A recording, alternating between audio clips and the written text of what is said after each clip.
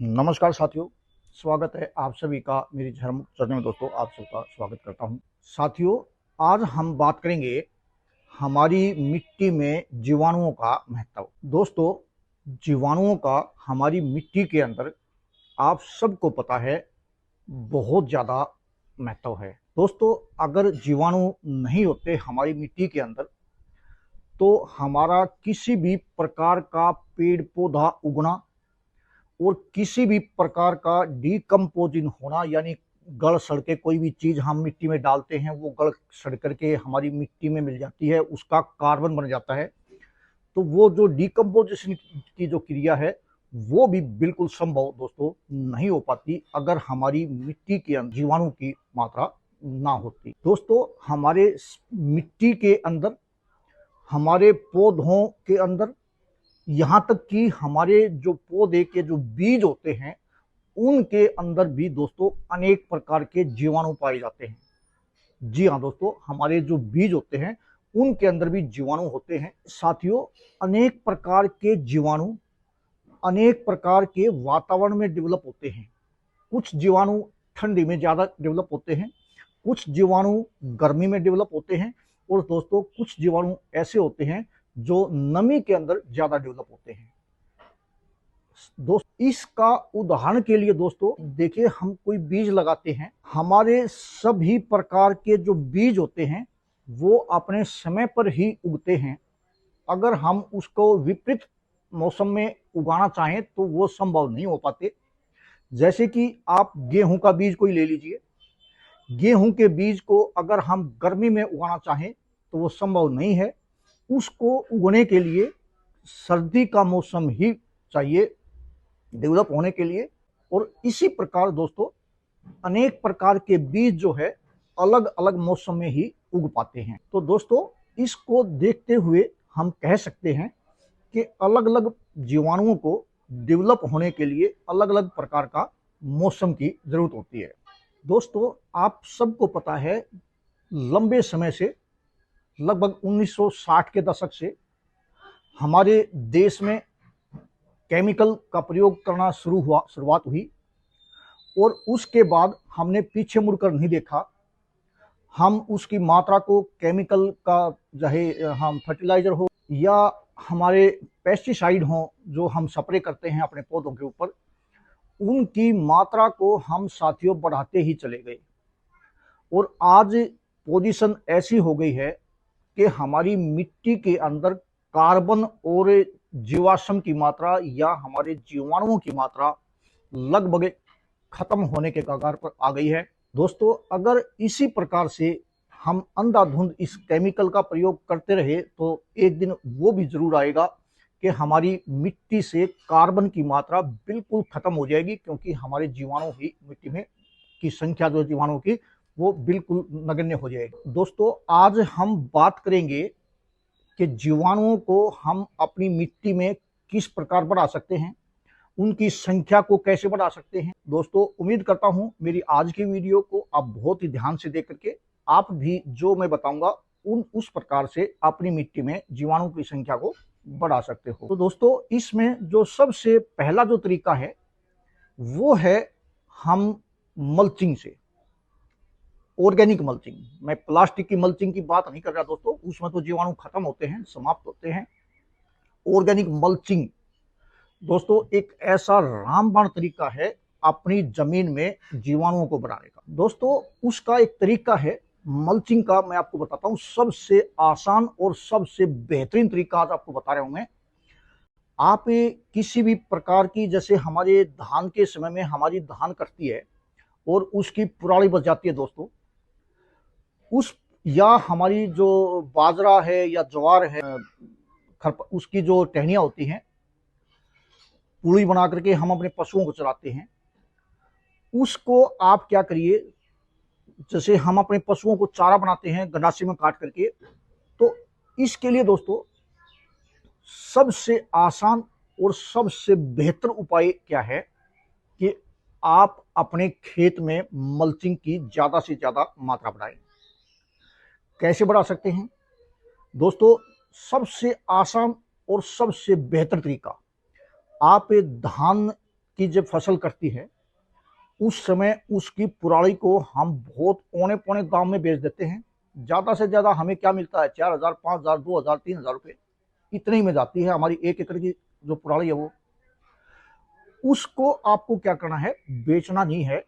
और उसको आपको, जैसे हम अपनी पशुओं को चारा खिलाते हैं गंडासी में काट करके, उस प्रकार से उसको काट लीजिए और दोस्तों आप अपने पूरे खेत में उसको फैला दीजिए। बहुत ही सस्ते में दोस्तों आपका पूरी जो कटके आपकी खेत में मल्चिंग हो जाएगी। और दोस्तों वो मल्चिंग जो है वो बहुत ज्यादा मात्रा में आपका कार्बन की मात्रा को बढ़ाएगी जमीन के अंदर। और जब उसकी मल्चिंग करेंगे तो उससे क्या होगा, नीचे जो जीवाणु हैं वो उसको खाएंगे और आपके जो जमीन में जीवाणुओं की संख्या डेवलप करेंगे।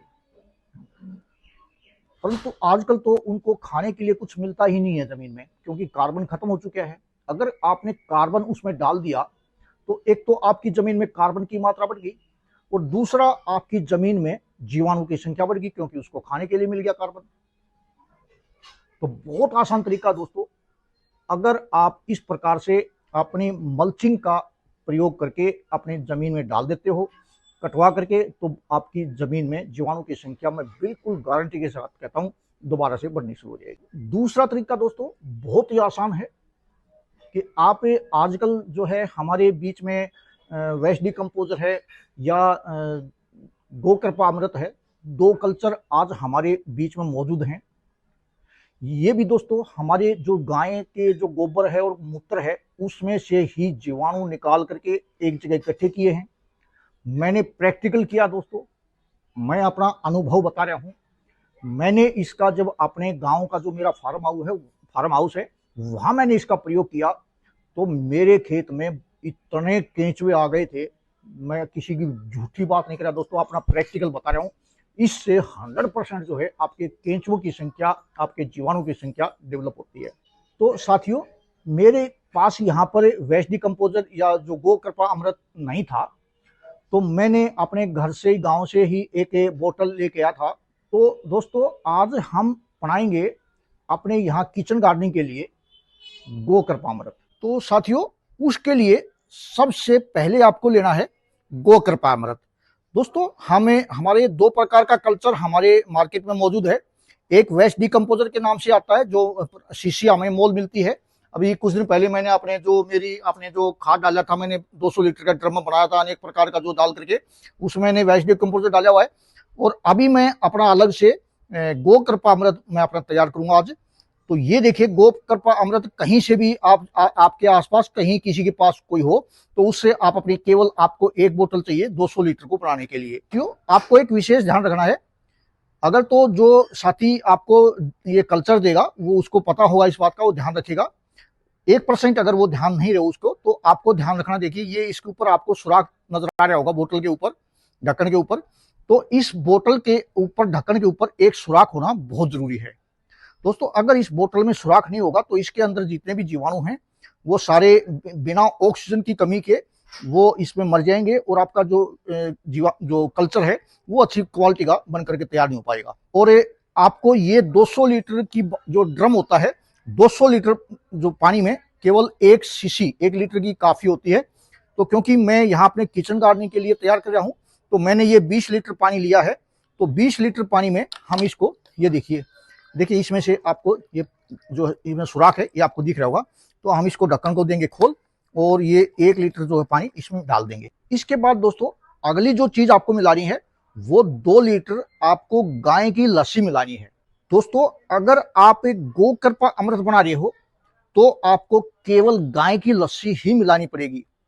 अगर आप वेस्ट डिकम्पोजर से घोल तैयार कर रहे हो, जो अपना कल्चर बना रहे हो, तो उसमें आप गाय या भैंस दोनों की ही किसी भी आपको मिल जाए उसकी लस्सी का प्रयोग कर सकते हो।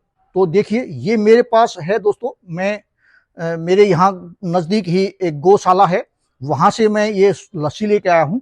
तो ये लगभग 1 लीटर लस्सी है, क्योंकि 20 लीटर पानी है मेरा, 25 लीटर पानी है, तो इसमें हमें केवल 1 लीटर में ही इसका पूर्ति हो जाएगी। तो ये देखिए हमने इसमें 1 लीटर मिला दी लस्सी। उसके बाद दोस्तों, अगर आप 200 लीटर ड्रम में इसका घोल तैयार कर रहे हो, इसका कल्चर बना रहे हो, तो आपको 2 केजी जो है गुड़ लेना पड़ेगा। मेरा ये 25 लीटर है, तो ये आधा केजी से ज्यादा गुड़ है मेरा। तो देखिए हमने इसमें ये आधा केजी जो है हम इसमें ये गुड़ डाल देंगे। ये दोनों चीजें दोस्तों डालने के बाद आपको क्या करना है, इसको छाया में रखना है। इसको साथियों आपको धूप में बिल्कुल नहीं रखना है। धूप में अगर आप रखोगे तो इसका जो जीवाणु है वो नष्ट हो जाएंगे तेज धूप के कारण। तो आप इसको या तो कहीं ऐसी आपके ऊपर छप्पर वगैरह हो वहां पर इसके नीचे रख सकते हो, ऊपर जैसे खुला चारों तरफ से खुली हो, केवल ऊपर छत हो वहां इसको रख सकते हो, या किसी पेड़ की छाया के नीचे आप इसको रख सकते हो। रखने के बाद दोस्तों आपको क्या करना है, इसको सुबह शाम एक बार 4-5 मिनट के लिए जरूर इसको जो है आप इसको इस प्रकार से घुमा दें। इससे क्या होगा, इससे नीचे का पानी ऊपर आएगा, ऊपर का नीचे जाएगा, तो इससे जो ऑक्सीजन है उसका जो प्रवाह है इसके अंदर भरपूर मात्रा में हो पाएगा, और जो हमारे जीवाणु हैं वो काफी अच्छा मात्रा में डेवलप हो पाएंगे। अब बात करते हैं दोस्तों, इसका हमें प्रयोग कब किस प्रकार से करना चाहिए और कितनी मात्रा में करना चाहिए।